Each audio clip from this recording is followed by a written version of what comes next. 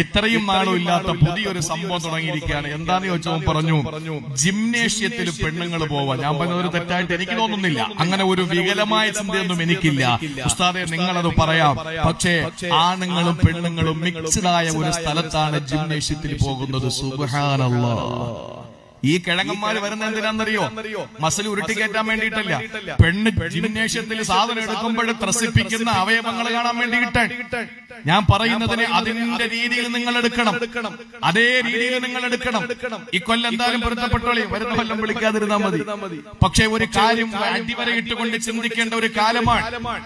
ഈ പെണ്ണിനെ വിടുന്ന വാപ്പ, അല്ലെങ്കിൽ ആ പെണ്ണിനെ വിടുന്ന ഭർത്താവ്, അല്ലെങ്കിൽ ആ പെണ്ണിനെ ജിംനേഷ്യത്തിലേക്ക് വിടുന്ന നാണം കെട്ടുപോകുന്ന ഈ കാലഘട്ടത്തിന്റെ വലിയ നവോത്ഥാന നായകന്മാരെന്ന് അവകാശപ്പെടുന്ന യുവാക്കൾ എന്താ ചിന്തിക്കാത്തത്? ഡ്രൈവിങ്ങിന് വിടുകയാണ് ആണുങ്ങളോടൊപ്പം. അവൻ ഗിയർ മാറ്റി എപ്പോഴും ഗിയർ മാറ്റുന്ന ജോലിയേ ഉള്ളവന്. കാരണം അവളെ കയ്യിൽ പിടിക്കാല്ല ഫ്രീ ആയിട്ട്. ഇതൊക്കെ മാറണം പ്രിയപ്പെട്ടവരെ, ഇതൊക്കെ മാറിയേ പറ്റൂ. ഉൾക്കൊള്ളുന്നവർക്ക് ഉൾക്കൊള്ളാം.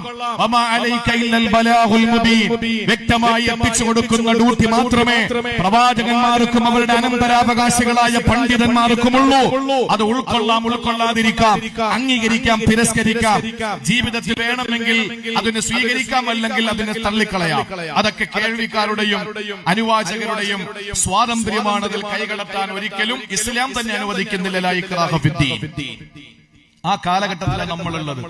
ജിംനേഷ്യത്തിൽ പെണ്ണുങ്ങൾ പോവാ, ആണും പെണ്ണും കൂടെ ഒരുമിച്ച് അവിടെ നിന്നിട്ട് ജിംനേഷ്യത്തിൽ പോയിട്ട് ഇങ്ങനെ ശരീരം ശരിയാക്കാൻ വേണ്ടി പോവാൻ. ഒന്ന് ആലോചിച്ച് നോക്കി. അങ്ങനെയൊക്കെ ആരെങ്കിലും ഒക്കെ പോകുന്നവരുണ്ടെങ്കിൽ നിർത്തിക്കോളി. അതുപോലെ ഡ്രൈവിംഗ് സ്കൂളിൽ നിങ്ങളുടെ ഭർത്താവിനോട് പഠിപ്പിച്ചു, അല്ലെങ്കിൽ പെണ്ണുങ്ങൾ പഠിപ്പിക്കുന്ന സ്ഥലത്ത് പോയി ആണുങ്ങൾ മാത്രമുള്ള, അല്ലെങ്കിൽ ഒരു സംഘമുള്ള, അങ്ങനെയാണോ?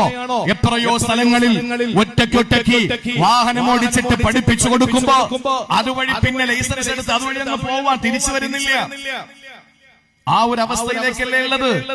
പിശാചിന്റെ പാത പിൻപറ്റിക്കൊണ്ട് പടച്ചവനെ മാറ്റി നിർത്തിയിട്ട് ജീവിതത്തിൽ എന്നാണോ ശൈത്താനെ നമ്മൾ സംരക്ഷകനാക്കിയത്, ആ നാള് മുതൽ തുടങ്ങി നമ്മുടെ അപജയം, ആ നാള് മുതൽ തുടങ്ങി നമ്മുടെ പരാജയം. അല്ലാഹ് പറയുന്നു, അതാണ് ഏറ്റവും വലിയ സ്പഷ്ടമായ നഷ്ടവാളികളിൽ ഒന്നാമനെന്ന് അല്ലാഹുവിന്റെ പരിശുദ്ധ ഖുർആൻ.